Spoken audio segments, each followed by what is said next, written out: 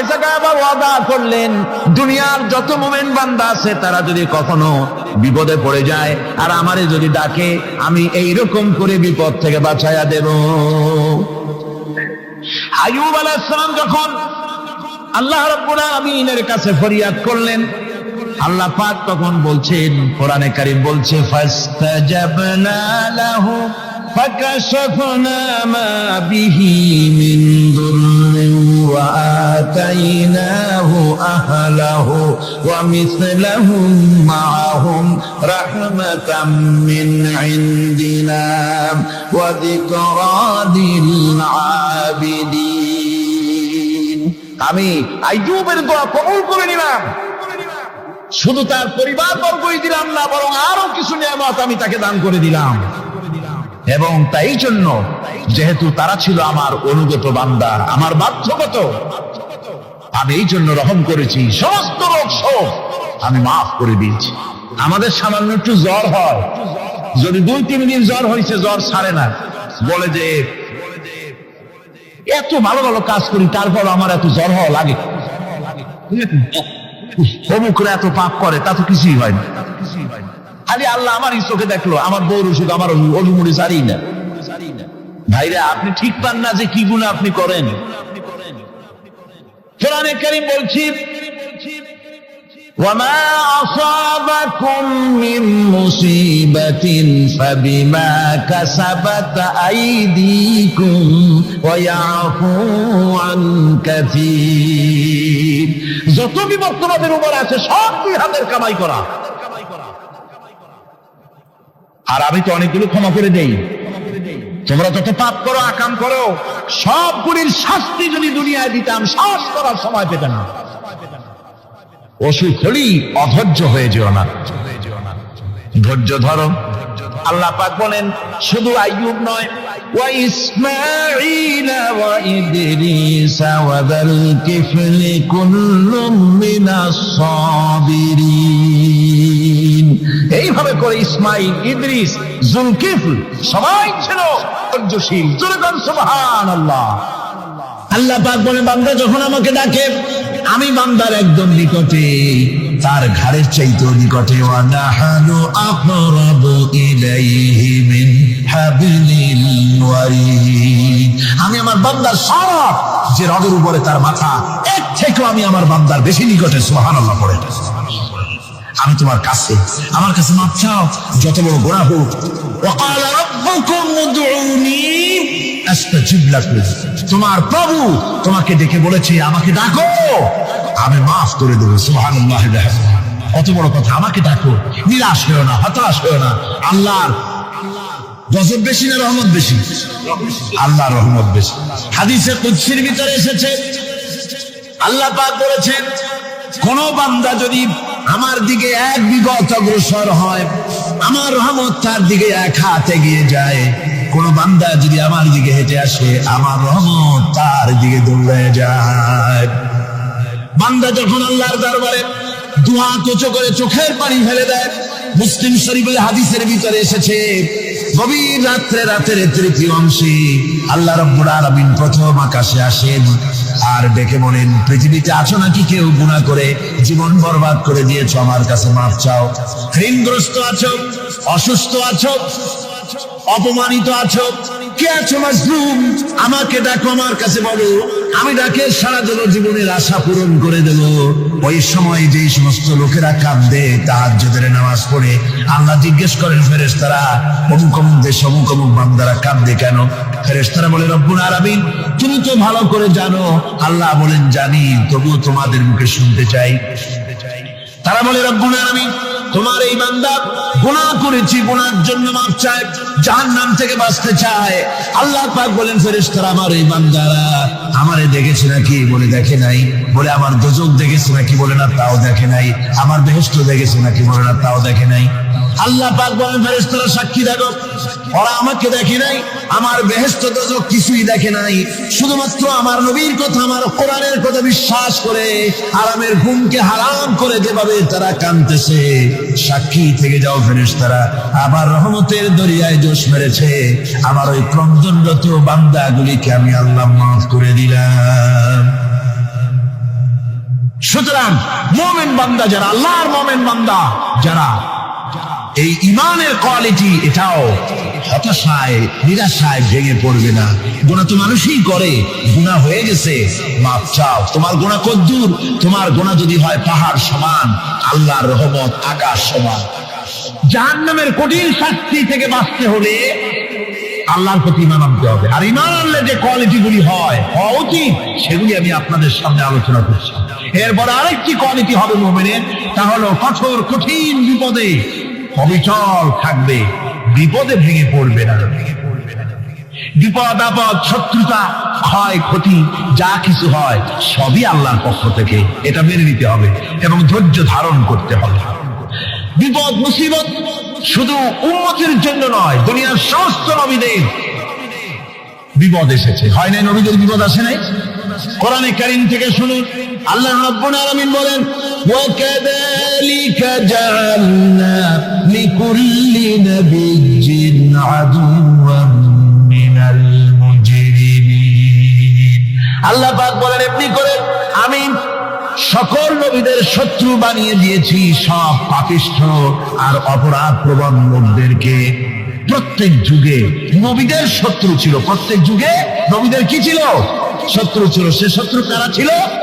আল্লাহ পাক বলছেন নবীদের শত্রু ছিল পাপিষ্ঠ আর অপরাধ প্রবণ লোক, এরাই ছিল নবীদের দুশমন।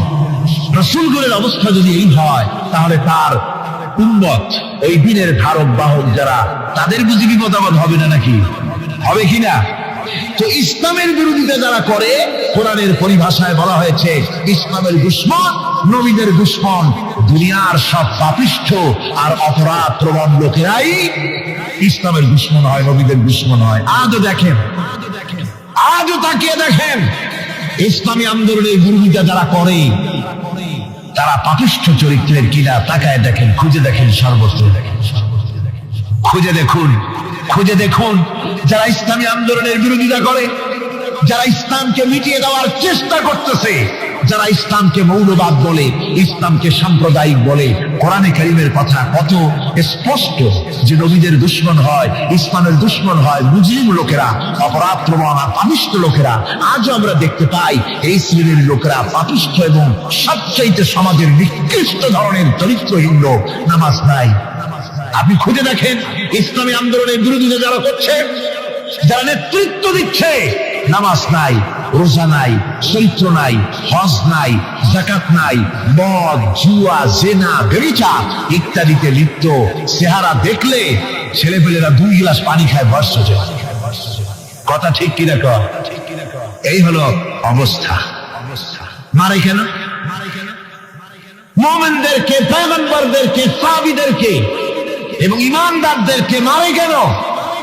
তার কারণ হচ্ছে আল্লাহ রাব্বুল আলামিন বলেছেন, ওয়া মা নাকামু মিনহুম ইল্লা আইয়ুমিনু বিল্লাহিল আজিজিল হামিদ।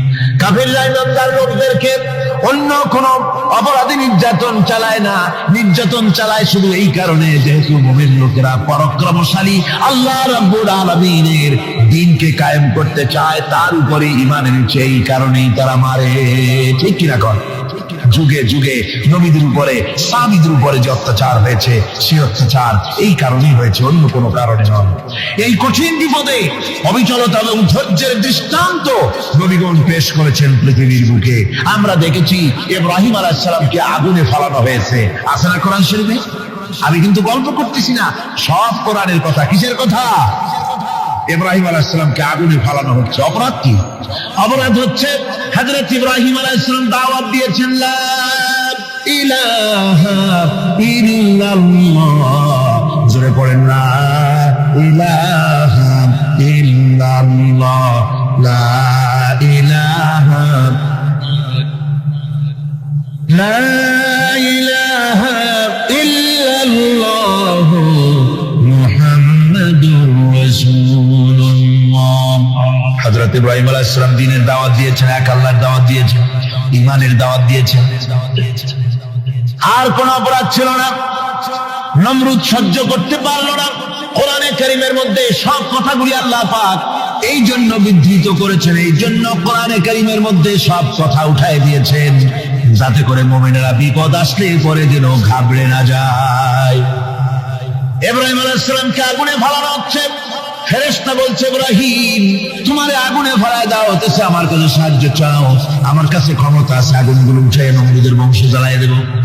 হযরত ইব্রাহিম ফেরেশতার কাছে সাহায্য চাইছিলেন নাকি? তিনি বললেন ফেরেশতা তোমার কাছে সাহায্য কেন চাইব?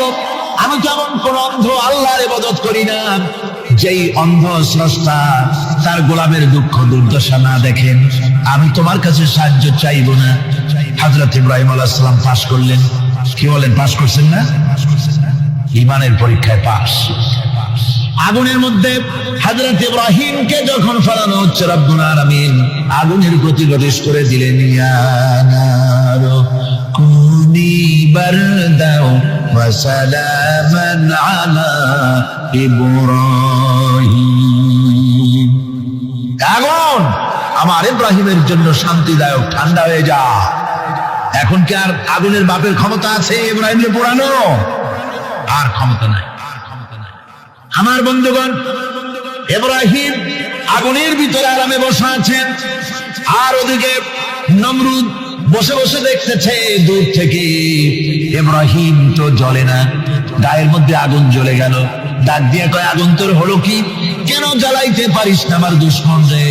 হলোটা কি তোর? তোর কি জ্বালানোর শক্তি বন্ধ হয়ে গেল নাকি?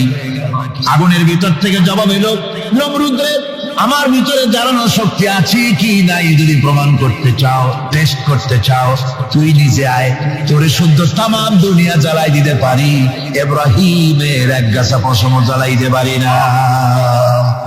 তার কারণ হচ্ছে আমি হচ্ছি মাখলুক, আল্লাহ হচ্ছেন খালিক।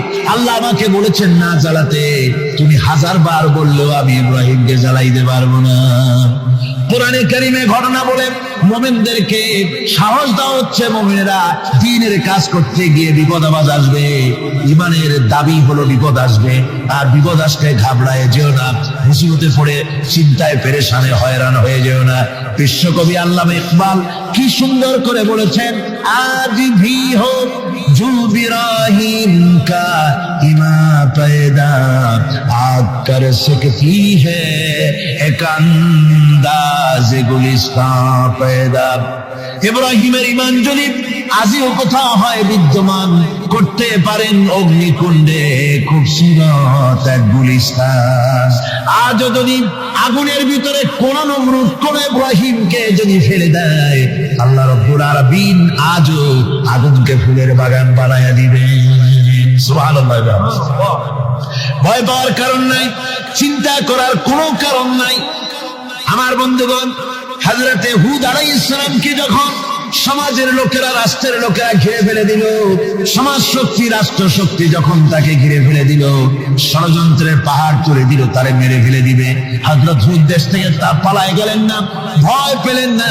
হযরতে হুদ আলাইহিস সালাম বললেন, কোরআনে কারীমে হযরত হুদের কথা কোট করা হলো, ফাকিদুনি জামিআন সুম্মা লা তুনজিরুন। সম্মিলিতভাবে ষড়যন্ত্র করো আমার বিরুদ্ধে, সবাই মিলে ষড়যন্ত্র করো, সুম্মা লা তুনজিরুন, আর আমাকে এতটুকু অবকাশ তোমরা দিও না। ইন্নী তাওয়াক্কালতু আলাল্লাহি রাব্বি ওয়া রাব্বিকুম, আমি ভরসা করেছি সেই আল্লাহর উপরে যার কুদরতি হাতের ভেতরে, যিনি আমাদের রব তোমাদেরও রব, আর যার কুদরতি হাতের ভিতরে তামাম পৃথিবীর জানগুলি যার হাতে, সে আল্লাহর উপরে ভরসা করেছি। ষড়যন্ত্র যদ্দূর আছে করতে থাকো, আমি ষড়যন্ত্র পরোয়া করি না। সুবহানাল্লাহ। এটাই হলো মুমিনের কোয়ালিটি। শুধু ঈমান, লা ইলাহা ইল্লাল্লাহ মুহাম্মাদুর রাসূলুল্লাহ, গরুর গোশত খাই, আর রবিউল মাস আসতে পরে ইয়া নবী সালাম আলাইকা, ইয়া রাসূল সালাম আলাইকা, তারপরে গরম গরম জিলাপি আর রসগোল্লা খাইলাম খুব বেশি করে, এর নাম মুমিন নয়। মুমিন হচ্ছে তার চলায় ফেরায়, ওঠায় বসায় সাহসিকতার এক আন্দাজ তৈরি হবে সে। আমার ভাইয়েরা, বিপদে অবিচলতা আমাদেরকে পয়গম্বরেরা শিক্ষা দান করেছেন। আমরা দেখতে পেয়েছি বিশ্বনবী জনাবে মুহাম্মদুর রাসূলুল্লাহ সাল্লাল্লাহু আলাইহি ওয়াসাল্লাম হিজরতের রাত, কাফেররা চতুর্দিকে দাঁড়ানো, হযরত জিবরাইল এসে বলেন, ইয়া রাসূলুল্লাহ, হে কাফেররা চতুর্দিকে ঘিরে দাঁড়িয়েছে, গভীর রাত, এখন হাতে তাদের তরবারি, সকাল হলে পরেই তারা আপনাকে মেরে ফেলে দিবে, তাড়াতাড়ি ওঠেন, মদিনার দিকে চলে যান। আল্লাহ নবী ঘুমের থেকে জেগে হযরত আলীকে ডেকে বলেন, আলী, আল্লাহ অর্ডার করেছেন আমি মদিনায় চললাম, আমার বিছানার পরে আমার চাদর গায়ে দিয়ে শুয়ে থাকো।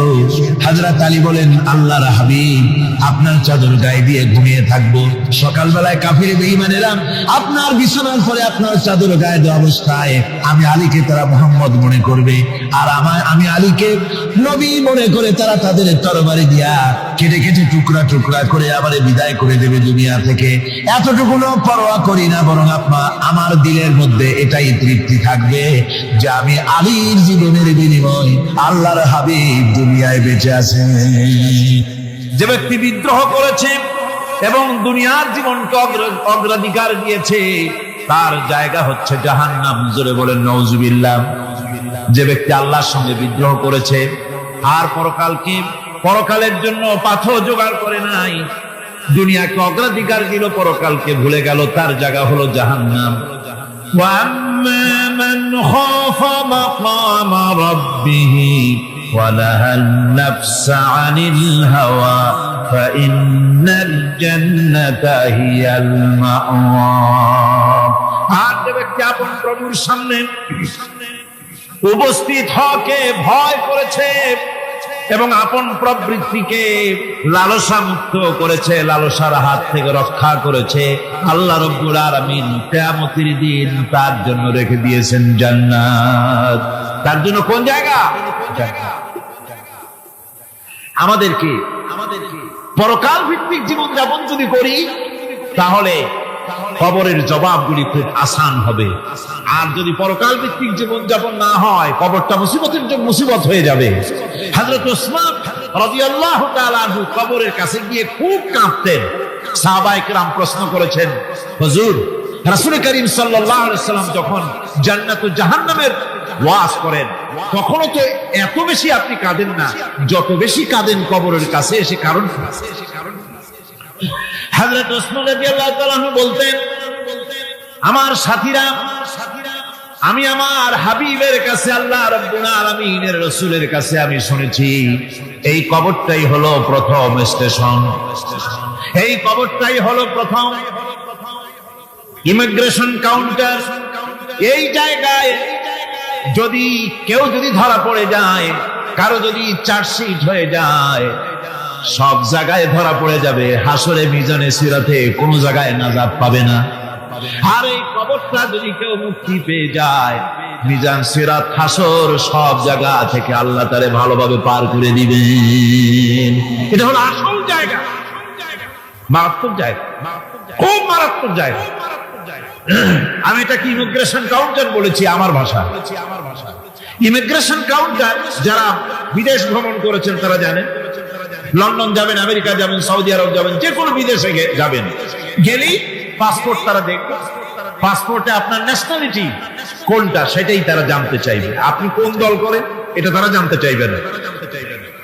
আপনি কোন ভাষায় কথা বলেন তাও তাদের জানার দরকার নেই। প্রথমেই তারা আপনার ন্যাশনালিটি দেখবে, আপনার আইডেন্টিটি কি তারা জানতে চাইবে। তারপরে যদি স্যাটিসফ্যাক্টরি হয় আপনাকে ভিসা দিয়ে ভেতরে ঢোকবার ব্যবস্থা করে দেবে। আর যদি তারা স্যাটিসফাইড না হয় তাহলে আপনাকে মেহমানখানায় ঢুকানো হবে গ্রেফতার করে।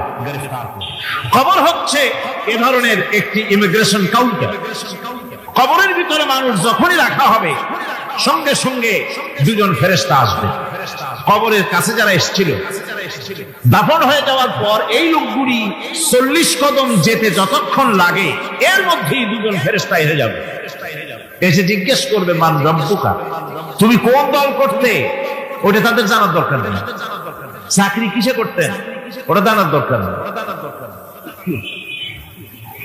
ব্যবসা করতেন না চাকরি করতেন প্রয়োজন নেই। প্রথমেই জিজ্ঞাসা করা হবে ন্যাশনালিটি, প্রথমেই জিজ্ঞাসা করা হবে তার ন্যাশনালিটি সম্পর্কে, তার আইডেন্টিটিটা কি এবং সেটাকে সত্যায়িত করার জন্য, বোঝার জন্য তিনটি প্রশ্ন। প্রথম প্রশ্ন, মান রাব্বুকা ওয়া মা দীনুকা ওয়া মান নাবিয়ুকা, তোমার রব কে, তোমার দিন কি, তোমার নবী কে। যদি এই ব্যক্তি বেঈমান হয়, মুনাফিক হয়, সে বলবে হায় হাতা লা আদরি, হায় হাতা লা আদরি, জানি না আমার রবকে, আমি জানি না। তোমার দিন কি, দিন কারে কয় বুঝি না। এরপরে আল্লাহর নবী জনাবে মুহাম্মদ রাসূলুল্লাহ সাল্লাল্লাহু আলাইহি ওয়াসাল্লামকে দেখানো হবে, বলা হবে মা কুনতা তাকুলু ফি হাদার রাজুল, এই ব্যক্তি সম্পর্কে তোমার ধারণা কি নিকে, বলবে আমি চিনি না। নাউযুবিল্লাহ। বাস, এরপরে তার যা হবার তাই শুরু হয়ে যাবে। আর যদি বান্দাটা মুমিন হয়, প্রশ্ন করা হবে মান রাব্বুকা, জবাব দেবে রব্বি আল্লাহ, আমার রব আল্লাহ রাব্বুল আলামিন। ওয়া মা দীনুকা, দীনুনা ইসলাম, আমার দিন হচ্ছে ইসলাম। এরপরে আল্লাহর নবীকে দেখানো হবে।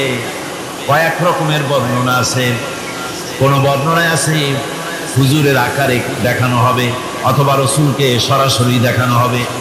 বলা হবে মা কুনতা তাকুলু ফি হাদার রাজুল, এই লোকটি সম্পর্কে ধারণা কি। মুমিন ব্যক্তি বলবে হাদা নবিয়ুনা মুহাম্মাদুর রাসূলুল্লাহ সাল্লাল্লাহু আলাইহি ওয়াসাল্লাম, ইনি আমার তো সেই নবী মুহাম্মাদুর রাসূলুল্লাহ সাল্লাল্লাহু আলাইহি ওয়াসাল্লাম। আমরা যদি এই রকমের জবাব দিতে পারি, আল্লাহ কবুল করো। সকলে জোরে করে আমিন।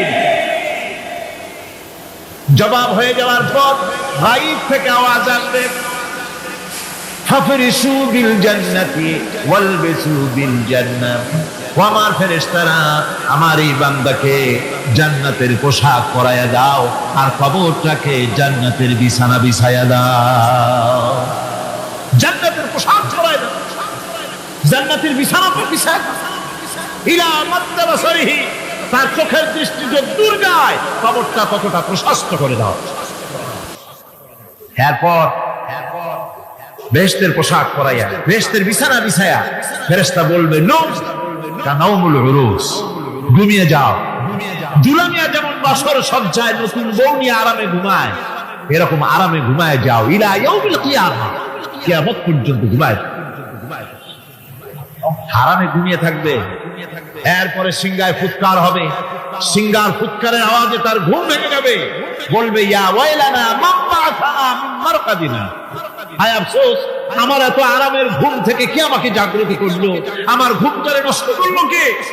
আওয়াজ আসবে হাযা মা ওয়াদার রহমান ওয়া সাদাকাল মুরসালুন, এটা হচ্ছে রহমানের সেই ওয়াদা, আর মুরসালিনরা, নবীরা সত্য কথাই বলেছিলেন, সেই কিয়ামত অনুষ্ঠিত হচ্ছে।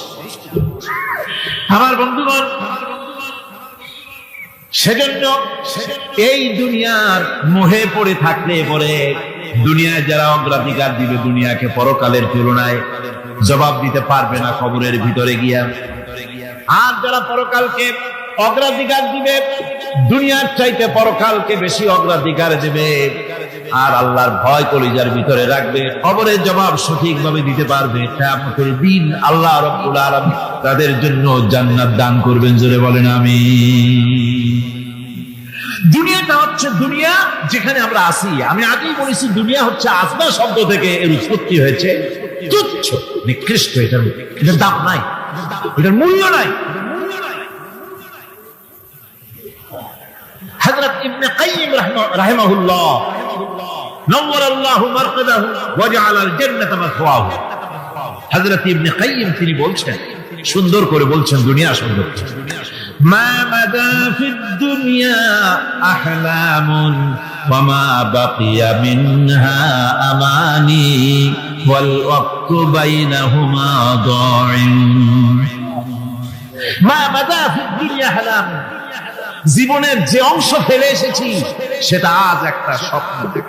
ওয়া মা বাকিয়া মিনহা আমানি, আর জীবনের যে অংশ সামনে বাকি আছে সেটা এখন একটা আকাঙ্ক্ষা। ওয়াল ওয়াক্তু বাইনাহুমা দাইন, আর এর মাঝখান থেকে সময় সব চলে যাচ্ছে। কত বড় কথা চিন্তা করেছেন? জীবনের যে অংশ ফেলে এসেছি তা আজকে স্বপ্ন, তা কি বলে স্বপ্ন, আর সামনে যা আছে সেটা আকাঙ্ক্ষা, আর মাঝখান থেকে সময় সব চলে যাচ্ছে। এরপরে তিনি বলছেন وَمَنْ يَسْحَبِ الدُّنْيَا يَكُنْ مِثْلَ قَابِضٍ عَلَى الْمَاءِ خَالَتْهُ فُرُوجُ الْأَصَابِعِ। দুনিয়াদারের অবস্থা হচ্ছে কেউ যদি দুই হাতে পানি খামসায় ধরে, দুই হাতে কি ধরছে বলে, দুই হাতে পানি খামসায় ধরেছে, খুব মজবুত করে ধরেছে, দুই মুঠ পানি, বলেন থাকবে কতটুকু? কতটুকু থাকবে? কারণ তার আঙ্গুলের ফাঁক তার সাথে খেয়ানত করবে, আঙ্গুলের ফাঁক দিয়া পানিগুলি সব বেরিয়ে চলে যাবে। সুতরাং দুনিয়া যারা চায় তারা ঠিক পানি খামসায় ধরলে পানি যেমন হাতের ভেতর থেকে খেয়ানত করে চলে যায়, যারা দুনিয়া চায় দুনিয়াও তাদেরকে এভাবে ফাঁকি দিয়ে চলে যায়। তবুও দুনিয়ার মায়া মানুষের এত বেশি। আল্লাহর নবী বলেন লাউ কানা লি ইবনি আদম ওয়াদিন মিন যাহাবিন লাহাব্বা ইয়াকুনা লাহু সারিন। এই পৃথিবীতে যদি কাউকে একটা মাঠ ভরে যদি সোনা দেওয়া যায়, লোকটা বলবে রব্বুল আলামিন আমি যদি আরেকটা মাঠ এরকম সোনা ভরা পেতাম। দ্বিতীয় আরেকটা মাঠ দেওয়া হলে আবার বলবে যদি তৃতীয় আরেকটা মাঠ সোনা ভরে যদি পেতাম। নবীজি বলেন ওয়ালা ইয়ামলাউ জাওফু ইবনু আদামা ইল্লা তুরাব। মানুষের পেট 3.5 হাত মাটি ছাড়া, কবরের মাটি ছাড়া মানুষের পেট ভরবে না। আরো চাই, আরো চাই, চাওয়ার কোনো শেষ নাই। মানুষ এভাবে করে দুনিয়ার মহব্বতে এমনি পাগল হয়ে যায়, শুধু দুনিয়ার মহব্বত, পরকালকে বেমালুম ভুলে যায়। আমি কিন্তু এই কথা বুঝাতে চাই নাই যে পরকালের মহব্বতে, পরকালের ভয়তে বা পরকালের জন্য দুনিয়া আপনি বাজার ঘাট, বেচা কিনা, ব্যবসা বাণিজ্য সবকিছু ভুলে যান, না তা নয়। ভুল বোঝার কোনো কারণ নাই। পরকালকে অগ্রাধিকার দিতে হবে, মানে দুনিয়াটা চিরস্থায়ী জায়গা নয়। চিরস্থায়ী হচ্ছে কোনটা? আখিরাত। চিন্তা এখন কোনটা? সুতরাং এখানে যা করতে হবে আখিরাতে জবাবদিহিমূলক জীবন যাপন করতে হবে। আপনি ব্যবসা করবেন, ওজনে কম দিতে পারবেন না, আপনি খাদ্যে ভেজাল দিতে পারবেন না, চুরি করতে পারবেন না, ডাকাতি করতে পারবেন না, জেনা করতে পারবেন না, বদমাশি করতে পারবেন না, মদ খেতে পারবেন না, সন্ত্রাসী হতে পারবেন না, হাইজ্যাকার হতে পারবেন না, চাঁদাবাজ হতে পারবেন না, মুনাফাখোর হতে পারবেন না, আপনি চোরা কারবারি হতে পারবেন না, ঘুষখোর হতে পারবেন না, সুদখোর হতে পারবেন না। এই সব কাজ পরকালকে বিশ্বাস করলেই এ সমস্ত কাজ থেকে মানুষ বিরত থাকতে পারে। কথা ঠিক কিনা? এটাই হচ্ছে। সুতরাং এই পৃথিবী থাকবে না, এটা কি চিরকাল থাকবে না? এর একটা পরিসমাপ্তি ঘটবে। যেমন করে সারা বছর লেখাপড়া করার পর কলেজে, বিশ্ববিদ্যালয়, মাদ্রাসায়, হাই স্কুলে, সব জায়গায় সারা বছর লেখাপড়া করার পর যেমন পরীক্ষা দেওয়ার একটা দিন আসে, সারা বছর ব্যবসা করার পর হিসাব নিকাশ করার যেমন একটা সময় আসে, সারা মাস চাকরি করার পর বেতন পাওয়ার যেমন একটা দিন আসে, সারা জীবন চাকরি করার পর পেনশন পাওয়ার যেমন একটা সময় আসে, অনুরূপ ভাবে এই দুনিয়া যেদিন শেষ হয়ে যাবে, আল্লাহ নির্ধারিত সময় শেষ হয়ে যাওয়ার পর একটা সময় আসবে যখন আল্লাহ রব্বুল আলামিন সব শেষ করে দিবেন, লন্ডভন্ড হয়ে যাবে, কিছু থাকবে না। কোরআনে কারিমে আল্লাহ সব বলেছেন, কোরআনে সব আল্লাহ বলে দিয়েছেন। আল্লাহ পাক বলেন এই পৃথিবীর সব কেমন ভাবে ধ্বংস হবে তার চিত্র আল্লাহ পাক কোরআনে কারিমে তুলে ধরেছেন। ইদাস সামাউল ফাতারাত ওয়া ইদাল কাওয়াকিবু তাসারাত ওয়া ইদাল বিহারু ফুজ্জিরাত ওয়া ইদাল কুবুরু বু'সিরাত। যখন আকাশসমূহ দীর্ঘ বিদীর্ণ হয়ে যাবে, তারকাগুলি বিক্ষিপ্ত হয়ে ছিটকে পড়বে, আর সমুদ্রগুলি উচ্ছ্বসিত হয়ে পড়বে, কবরগুলি সব তার ভেতরে যা আছে উদ্গীরণ করে দেবে, তারকাগুলি স্থিমিত হয়ে যাবে। এরপরে সমস্ত আকাশগুলি কিতাবের পৃষ্ঠার মতো একটার পরে একটা ঠাস ঠাস করে পড়তে থাকবে, চূর্ণ বিচূর্ণ হয়ে ভেঙে চুরে একাকার হয়ে যাবে। পাহাড়গুলিকে উড়িয়ে দেওয়া হবে, চন্দ্র এবং সূর্য একাকার হয়ে। আল্লাহ রাব্বুল আলামিন বলেন ফাইদা বারিকাল বাসার ওয়া খাসাফাল কমার ওয়া জুমিআশ শামসু ওয়াল কমার। চক্ষু যখন বিস্ফারিত হয়ে যাবে, চাঁদ যখন তার আলো হারিয়ে ফেলবে, সূর্য যখন তার আলো হারিয়ে ফেলবে, চাঁদ আর সূর্য সব একাকার হয়ে যাবে। সেই সময়ের অবস্থাটা কি চিন্তা করো। মানুষ হয়রান হয়ে দৌড়াদৌড়ি করবে। وَحُمِلَتِ الْأَرْضُ وَالْجِبَالُ فَدُكَّتَا دَكَّةً وَاحِدَةً। জমিন এবং পাহাড়গুলির মধ্যে আল্লাহ রাব্বুল আলামিন সংঘর্ষ বাঁধিয়ে দিবেন। পাহাড়গুলি ভেঙে চুরে টুকরা টুকরা হয়ে যাবে। পাহাড়গুলি উঁচু করে জমিনের উপরে আছাড় মেরে আল্লাহ রাব্বুল আলামিন ভেঙে চুরে চুরমার করে দিবেন। সুবহানাল্লাহ। আর ভাষায় বলি, আমি আমার ভাষায় কথাটা এভাবে বলি, এই জমিনটা যদি কাগজ হয়, আমার নাকটার কপালটা যদি কলম হয়, তাহলে আমি যে গোলাম দৈনিক 5 বার আমার নাকার কপাল দিয়া জমিন নামক কাগজের উপরে দাস খতের উপরে দৈনিক 5 বার নাকার কপাল দিয়া সই করে দেই, আল্লাহ আমি তোমার গোলাম, আর কারো গোলাম নই, আমি একমাত্র তোমার গোলাম। ঘুমের থেকে উঠে সেজদা দিয়ে বলি, দুপুরের সময় কাজ ফলাইয়া আর একবার বলি, বিকেল আসার আগেই আসরে আর একবার বলি, দিন যখন শেষ হয় আর একবার বলি, রাতে যখন শুতে যাই আর একবার সেজদা দিয়া ঘোষণা করি, মাবুদ আমি তোমার গোলাম। সুবহানাল্লাহ। নামাজ হচ্ছে ইসলামের গণ্ডির মধ্যে প্রবেশের প্রমাণ। কোরআনে কারীম বলছে ফাইন তাবু ওয়া আকামুস সালাতা ওয়া আতাউজ যাকাতা ফাইখওয়ানুকুম ফিদ্দীন। সূরা তওবা এসেছে, তারা যদি তওবা করে আর নামাজ কায়েম করে, যাকাত যদি আদায় করে, তাহলে এখন তোমাদের সে দ্বীনি ভাই, এখন ভাই হয়ে গেল। একটু আগে ছিল কাফের মুশরিক, এখন তোমার দ্বীনি ভাই। দ্বীনের গণ্ডির মধ্যে প্রবেশ করা, কলেমা পড়ার সাথে সাথেই নামাজ। নামাজ হচ্ছে দ্বীনের প্রধান গেট, দ্বীনের প্রধান তোরণ। দ্বীনের মধ্যে প্রবেশ করার জন্য এই গেট দিয়ে প্রবেশ করতে হবে। সুতরাং এই নামাজের এতই গুরুত্ব দেওয়া হয়েছে। ইসলাম যদি ক্ষমতায় আসে, আল্লাহ যেন এনে দেন, জোরে কোন আমিন। ইসলাম যদি ক্ষমতায় এসে যায়, রব্বুল আলামিন তাফসীর মাহফিল কোরআন সামনে নিয়ে আশা করে তোমার দরবারে দোয়া করি, এই বিশাল জনসমুদ্রের দোয়া কবুল করো মাবুদ গো, এই বাংলাদেশকে ইসলামের দেশ বানাইয়া দাও। দেশটা যদি ইসলামের হয়ে যায়, আইন যদি আল্লাহর হয়, শাসন যদি সৎ লোকেরা করে, রব্বুল আলামিন কোরআন শরীফে বলেন, তাহলে তারা 4টা কাজ করবে। আল্লাযীনা ইন মাক্কান্নাহুম ফিল আরদ আকামুস সালাতা ওয়া আতাউজ যাকাত ওয়া আমারু বিল মারুফি ওয়া নাহাউ আনিল মুনকার। মুমিনের ক্ষমতা এসে প্রথম যে কাজটা করবে, প্রথমে ক্ষমতা এসেই নামাজ বাধ্যতামূলক করবে। প্রথম কি? ওয়াজ নসিহতে অনুরোধ করা হবে না, বাবাজিরা আল্লাহর রাস্তায় নামাজটা পড়ে না। রেডিও এবং টেলিভিশনের মাধ্যমে রাষ্ট্রপ্রধান অর্ডার করে দিবেন, আজ থেকে বাংলাদেশের 12 কোটি তাওহীদি জনতার নারী পুরুষ যারা আকেল বালিগ সকলের জন্য নামাজ বাধ্যতামূলক, নামাজ পড়তেই হবে। এটা অর্ডার। বেলা যখন 1টা বেজে যাবে, বেলা যখন 1টা বাজবে, সমস্ত মসজিদে আজান শুরু হয়ে যাবে।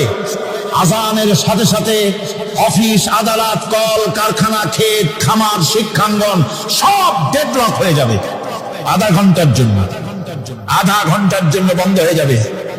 যারা মুসলমান অফিসে, কলেজে, ইউনিভার্সিটিতে সর্বত্র তারা নামাজের জন্য প্রস্তুতি নেবেন। আধা ঘন্টার ভিতরে নামাজ আর খানা সেরে আবার কলেজ চলবে, বিশ্ববিদ্যালয় চলবে, কল চলবে, কারখানা চলবে, ক্যান্টনমেন্ট চলবে, সেক্রেটারিয়েট চলবে, সব আপন গতিতে চলতে থাকবে। আল্লাহর রহমত বরকত আকাশ থেকে নাযিল হয়ে যাবে। আর এই অর্ডার যে দেওয়া হবে, নামাজ পড়বেন, নামাজ পড়বেন সেখানে। থানায় যখন আজান হবে, থানায় আজান হয়ে গেছে, থানার স্টাফ পুলিশ যারা আছে জামাতে খাড়া হয়ে যাবে, ইমামতি করবেন ওসি সাহেব। এসপির অফিসে এসপি সাহেব ইমামতি করবেন, ডিসি সাহেব তার অফিসে ইমামতি করবেন, মন্ত্রী সেক্রেটারিয়েট ইমামতি করবেন, প্রেসিডেন্ট বঙ্গভবনে ইমামতি করবেন, বিশ্ববিদ্যালয়ের ভাইস চ্যান্সেলরের ইমামতিতে সে জায়গার মুসলমান ছাত্র ছাত্রী, শিক্ষক শিক্ষয়িত্রী এক জামাতে নামাজ আদায় করবে। এই যদি হয় চিত্র দেশের, অপরাধ থাকবে? থানায় ওসি সাহেব নিজেই যদি জামাতের ইমামতি করেন, এইভাবে নামাজ আদায় করেন পুলিশদের নিয়া, জামাতে ঘুষ আর খাবে তারা? এসপি সাহেবের অফিসে, ডিসি সাহেবের অফিসে মন্ত্রীরা যদি ভাবে নামাজ কায়েম করে, তাহলে কি অন্যায় অপরাধ কিছু থাকবে সমাজে? থাকবে না। সুতরাং নামাজ বাধ্যতামূলক করে দেওয়া হবে। নামাজ বাধ্যতামূলক, সকলকে নামাজ পড়তে হবে। নামাজ হচ্ছে অপকর্মের প্রতিবন্ধক। নামাজ পড়লে অন্যায় কাজ থেকে বাঁচার পর, অন্যায় থেকে বাঁচাই কিসে? নামাজ।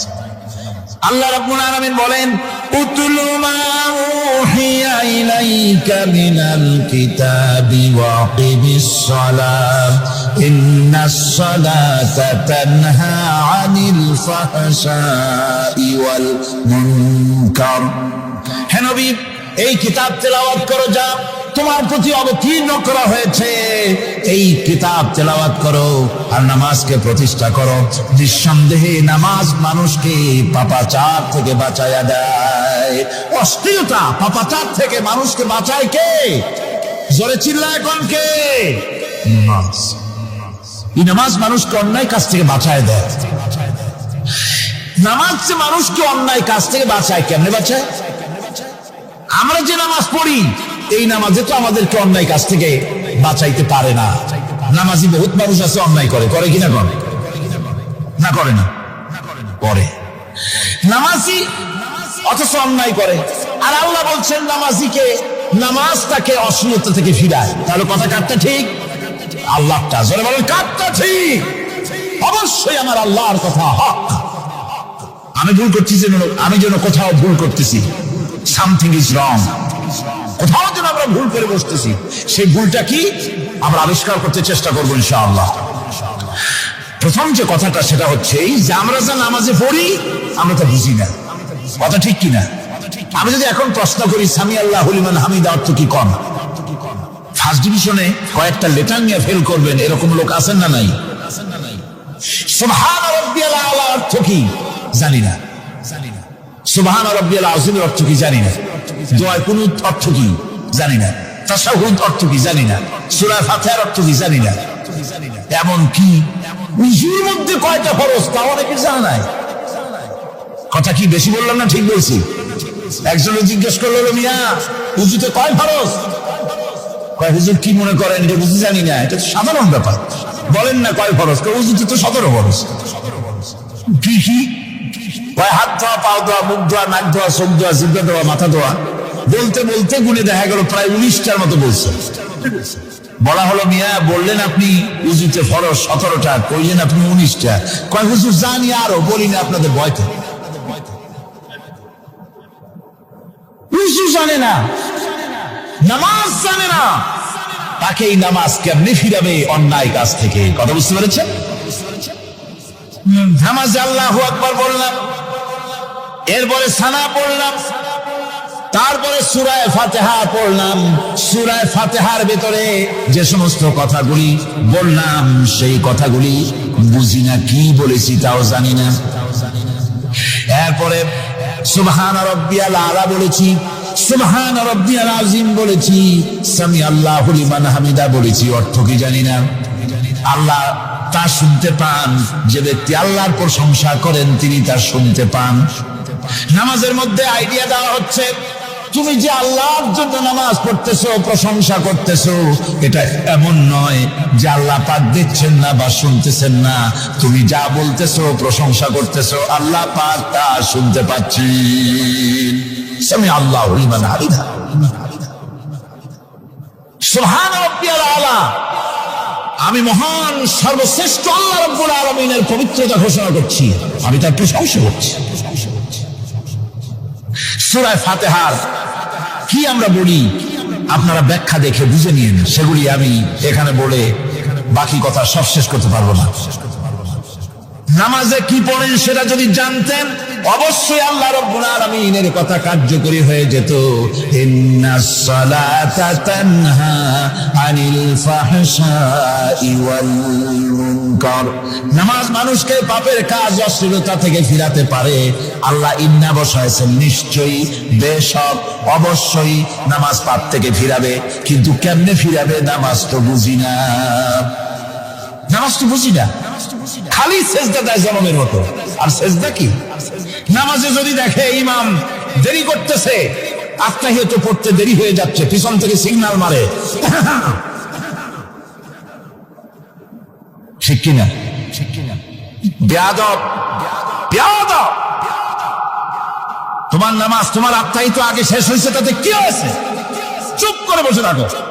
ইমামকে কাশি দিয়া সতর্ক করার অধিকার তোমার নাই। যদি ইমামকে সতর্ক করার জন্য কাশি দিয়ে থাকো, তোমার নামাজ ফাসেদ হয়ে যাবে। এটা ফাজলামি করার জায়গা না, এটা নামাজ। এর নাম কি? ধীরে সুস্থে নামাজ পড়তে হবে। অনেকে মসজিদটারে মনে করে জেলখানা, ঢুকতে যত দেরি, বেরোতে পারলে যেন বাসে যান ছটফট করে। সিনেমার মধ্যে গিয়ে ঘন্টার পর ঘন্টা বসে থাকে, খারাপ লাগে না? মসজিদে কেরাত যদি একটু লম্বা পড়ে, পিছনে বসে খালি কি যে করে, মনে মনে বলতে থাকে যে ইমাম এমন কাঁচা ছাড়া ছাড়ি না। আর গান যখন শোনে, শুনতেই থাকে, কত মজা, ঘুম আসে না। নাউজুবিল্লাহ কর। সুতরাং নামাজে কি বলেন সেটা আপনাকে বুঝতে হবে। সঠিকভাবে নামাজ পড়ার পরও যদি কোন মানুষের সঠিকভাবে, ভালো করে শুনেন, সঠিকভাবে নামাজ পড়ার পরেও যদি কোনো মানুষ পাপের থেকে না ফিরে, তাহলে বুঝতে হবে এ কথা, পানি আর সাবান দিয়া কাপড় ধুলে কাপড়ের ময়লা যাবে, কিন্তু পানি আর সাবান দিয়া কয়লা জনমের মতো ধুইলেও কয়লার ময়লা যাবে না। কথা বুঝে আসছে? এর থেকে আর উত্তম দৃষ্টান্ত আমার কাছে নাই। নামাজ পড়ার পরেও যদি চরিত্র ভালো না হয়, বুঝতে হবে নামাজ হচ্ছে না, কাঙ্ক্ষিত মানের নামাজ আদায় হচ্ছে না। আল্লাহর নবী বলেছেন, যার নামাজ পাপ কাজ হতে ফিরাতে পারলো না, তার নামাজ নামাজি নয়। আবার শুনুন, রাসূল বলছেন, যার নামাজ তাকে পাপের কাজ থেকে ফিরাতে পারলো না, তার নামাজ নামাজ নয়। বুঝি নামাজ হয় নাই, যার জন্য তার পাপ থেকে তারে ফিরাইতে পারছে না। আর কিয়ামতের দিন বেনামাজিরা সবচাইতে বেশি অপমানিত হবে। সবচাইতে বেশি অপমানিত হবে কারা? বেনামাজিরা। কিভাবে? يوم يكشف عن ساق ويدعون إلى السجود فلا يستطيعون। সেদিন কঠিন সময় আল্লাহ রাব্বুল আলামিন লোকদেরকে সিজদা করার জন্য বলবেন, কিন্তু যারা বেনামাজি ছিল দুনিয়ায়, তারা সিজদা দিতে পারবে না। বলেন নাউজুবিল্লাহ। অবস্থাটা কি হবে? খাশিআতান আবসারুহুম তারহাকুহুম যিল্লাহ। তাদের দৃষ্টি নিচু হবে, লাঞ্ছনা এবং অপমান তাদের উপরে চেপে বসবে, সিজদা দিতে পারবে না। আল্লাহ আমাদেরকে ক্ষমা করুন। কিয়ামতের দিন হযরত আদম আলাইহিস সালাম থেকে শুরু করে পৃথিবীর সমস্ত মানুষের সামনে আল্লাহ রাব্বুল আলামিন সিজদা করার জন্য অর্ডার করবেন যারা নাকি বেনামাজি ওরা আল্লাহর দরবারে সেদিন সেজদা দিতে পারবে না, লাঞ্ছিত অপমানিত হবে। যেরকম নাউজুবিল্লাহ। নামাজ, মুমিনের নামাজ একরকম, মুনাফিকের নামাজ হলো আর এক রকম। মুনাফিকরাও নামাজ পড়ে, পড়ে কিনা কোন? মুনাফিকেরাও নামাজ পড়ে। মুনাফিকরা যখন নামাজ পড়তে যায় আল্লাহ রাব্বুল আলামিন বলতেছেন ওয়া ইযা কামু ইলাস সালাতি কামু কুসালা। মুনাফিকরা যখন নামাজ পড়তে দাঁড়ায়, নামাজে আসে ঠিক তারা, কিন্তু নামাজের জন্য দাঁড়ায় খুব শৈথিল্য ভাবে, শৈথিল্য ভাবে দাঁড়ায়, কাহিলি সুস্তি, এ জায়গা চুলকায়, পায়জামা ধরে টান দেয়, টুপিটা ঘুরে আয়, এদিক ওদিক তাকায়। মুনাফিকের নামাজ দেখলেই ঠিক পাওয়া যায় যে বেটা মুনাফিক। এইভাবে সে দাঁড়ায়। তার নামাজটা কি জন্য? ইউরাউনান নাসা ওয়া লা ইয়াযকুরুনাল্লাহা ইল্লা কালিলা। তাদের নামাজ হচ্ছে মানুষকে দেখাবার নামাজ। নাউজুবিল্লাহ। এখন দেখবেন এই মৌসুম আসছে, নামাজের মৌসুম, বেনামাজিদের নামাজের মৌসুম। জনসভা হচ্ছে, নির্বাচন আসতেছে, নামাজে রক্ত হয়ে গেছে, তাড়াতাড়ি আজান হয়ে গেল। টুপি না থাকলে রুমাল একটা মাথায় দিল, উজু আছে কি না আছে, আল্লাহু আকবার, যা আছে কপালে হয়ে যাক। মানুষকে দেখাবার জন্য এরা নামাজ পড়ে। এরা আল্লাহর শরণার্থে নামাজ খুব কম লোকই পড়ে। এরা হচ্ছে মুনাফিক। দুনিয়া এবং আখিরাতে কল্যাণের জন্য একমাত্র মাধ্যম হচ্ছে নামাজ। দুনিয়াও যদি কল্যাণ চাই, আখিরাতেও যদি কল্যাণ চাই, তাহলে এর জন্য কি করতে হবে? কি করতে হবে? আমার কথা নয়, আল্লাহ রাব্বুল আলামিনের কথা শুনুন। রব্বুল আলামিন বলেন ক্বাদ আফলাহাল মুমিনুন আল্লাযীনা হুম ফি সালাতিহিম খাশিউন ওয়াল্লাযীনা হুম লিয-যাকাতি ফাঈলুন ওয়াল্লাযীনা হুম লিফুরুজিহিম হাফিজুন। নিশ্চিতভাবে সেই সব মুমিন কল্যাণ লাভ করবে, নিশ্চিতভাবে। তারা হচ্ছে ওই সব লোক যারা নিজেদের নামাজ ভীতি মিশ্রিত বিনয় হবে, ভীতি মিশ্রিত অবস্থায় বিনয়ের সাথে যারা নামাজ আদায় করে, যারা বেহুদা কাজ থেকে বিরত থাকে, যারা যাকাতের পন্থায় কর্মতৎপর হয়, আর যারা নিজের লজ্জাস্থানকে হেফাজত করে।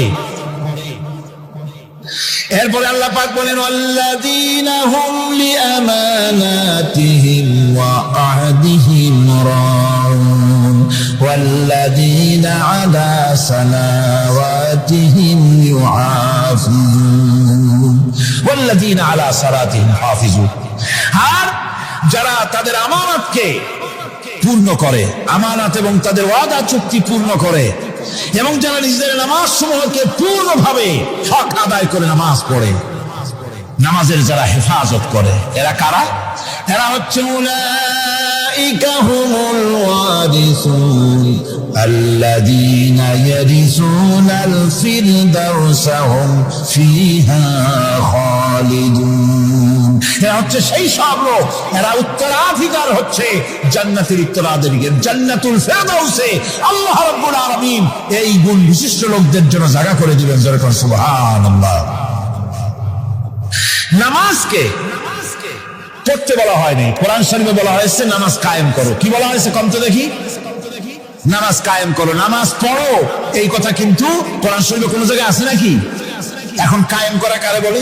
একটা গুরুত্বপূর্ণ আরেকটি বিষয়, নামাজ কায়েম করতে বলা হয়েছে। কায়েম কি? কায়েমটা হচ্ছে দৃষ্টান্ত স্বরূপ বলা যায় যে জিনিসটা সমাজে প্রতিষ্ঠিত আছে ওইটারে বলে কায়েম হওয়া, আর যেটা প্রতিষ্ঠিত নাই ওটা কায়েম নাই।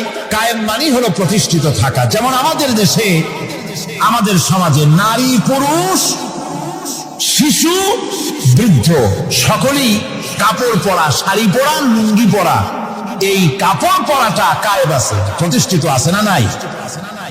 যার কারণে কাপড় পরা সমাজে কায়েম আছে বলে উলঙ্গ মানুষ সমাজে খুঁজে পাওয়া যায় না, পাগল ছাড়া। ঠিক কিনা?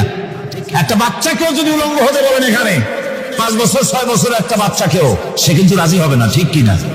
যেহেতু কাপড় পরা সমাজে প্রতিষ্ঠিত আছে, সেহেতু উলঙ্গ মানুষ পাওয়া যায় না, কাপড় পরাটাই এখানে প্রতিষ্ঠিত। সুতরাং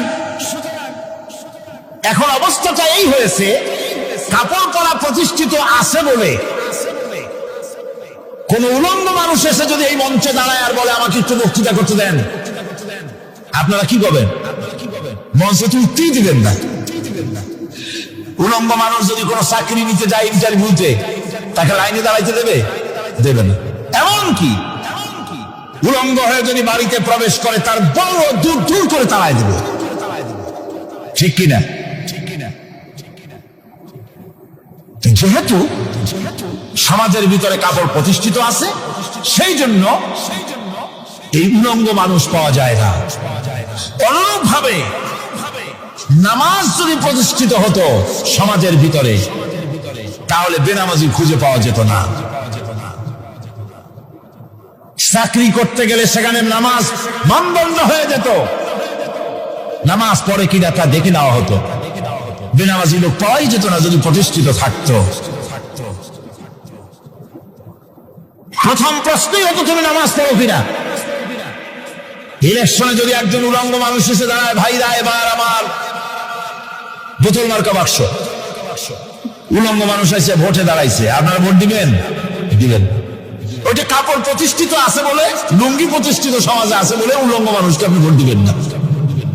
নামাজ যদি প্রতিষ্ঠিত থাকতো সমাজে, বেনামাজি মানুষ যদি এসে মঞ্চে দাঁড়ায় যতই বলতো আমি ক্ষমতায় গেলে এই করব সেই করব, নামাজ প্রতিষ্ঠিত থাকতে পরে বেনামাজিরে কেউ ভোট দিত না। নামাজ যদি প্রতিষ্ঠিত থাকতো, তাহলে অফিসের অফিসার তো দূরের কথা, বেনামাজি অফিসের ঝাড়ুদারের চাকরিও তার কিসমতে যুক্ত না, যদি নামাজ প্রতিষ্ঠিত থাকতো। এর নাম হলো নামাজ কায়েম হওয়া। নামাজ কায়েম থাকলে এই অবস্থার সৃষ্টি হতো। এই জন্য আল্লাহ পাক বলেছেন নামাজকে কায়েম করতে হবে। নামাজ হবে সব ভালো কাজের মানদণ্ড। সমস্ত ভালো কাজের মানদণ্ড কি? নামাজ।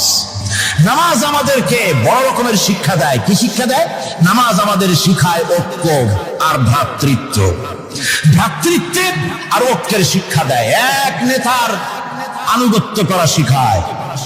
জামাত যত বড় হোক, ইমাম হবে কয়জন? একজন ইমাম হবে। আর এই ইমাম মানে কি? নেতা। ইমাম মানে কি? নেতা নির্বাচন শিখায় নামাজে। নেতা নির্বাচন কে শিখায়? নামাজ শিখায়। বোঝেন খুব ভালো করে। কিভাবে? মনে করুন চট্টগ্রাম শাহী মসজিদে ইমাম প্রয়োজন। এখন সেই ইমাম নেওয়ার জন্য ইন্টারভিউ কল করা হলো, বিজ্ঞাপন দেওয়া হলো পত্রিকায়। অনেক আলেম আসলেন, ইন্টারভিউ বোর্ডে যারা বসলেন তারা ইন্টারভিউটা কিভাবে নিবেন? যার মাথার চুল লম্বা বেশি তার ইমামতি দেওয়া হবে, যার লুঙ্গিটা পায়ের গিরার তলে তারে দেওয়া হবে, যার মোষটা মুখের মধ্যে গিয়া ঢুকছে, হাসি দিলে বোঝাই যায় না হাসে না কান্দে, তারে দিবে। দাড়িগুলা কামাইছে তারে দেবে। সিগারেট খায় বা অবশ্য চট্টগ্রাম আর সিলেটে সিগারেটের ফতোয়া ভিন্ন রকম। বরিশালে আমি যেখানে জন্মগ্রহণ করেছি, আমার এলাকায় কোন আলেম যদি সিগারেট খায়, মসজিদের ইমাম তো ভালো, মসজিদ ঝাড়ু দিতে ঢুকতে দেবে না মসজিদে। এটা এই এলাকার এক রকমের কায়দা। আমি এটার ব্যাপারে কথা নাই বললাম। তো আপনারা খুঁজে দেখবেন সে সিনেমা দেখে নাকি, মিথ্যা কথা বলে নাকি, বড় পর্দায় থাকে নাকি। এগুলি মাইক্রোস্কোপ যন্ত্র দিয়ে ইমামের মাথা থেকে পা পর্যন্ত দেখবেন কিনা কন? আচ্ছা এবার কম তো দেখি, এই ইমাম সাহেব ইমামতি করবে কতজন লোকের? 500, 1000। শাহী মসজিদে ধরেন 5000 লোক হইল। 5000 লোক, 5000 লোকের ইমাম নির্বাচনের সময় পা থেকে শুরু করে মাথা পর্যন্ত দেখেন, এমনকি বউ পর্যন্ত। বৌমনি আনিয়ে দেখেন না, পর্দায় থাকি কিনা এইটা আপনারা দেখেন, ঠিক কিনা? এ খবরটা নেন। 5,000 লোকের একটা ইমাম বানাতে গিয়ে মাইক্রোস্কোপ যন্ত্র দিয়ে দেখেন মোষ কেমন, দাড়ি কেমন, চুল কেমন, পাও কেমন, হাত কেমন, হাতে নখ লম্বা কিনা, দাঁতে ছাতা কিনা, বই পর্দায় থাকে কিনা, মিথ্যা কথা কয় কিনা, এত দেখেন। আর যখন নির্বাচন আসে তখন 2.5 থেকে 3 লক্ষ মানুষের জন্য একজন এমপি নির্বাচিত হয়। সেই ইমামকে বাছাই করার জন্য নামাজ পড়ে কিনা, জিনাকার কিনা, মদখোর কিনা, সুদখোর কিনা, ঘুষখোর কিনা, বদমাশ কিনা বাছাই করা হয় না।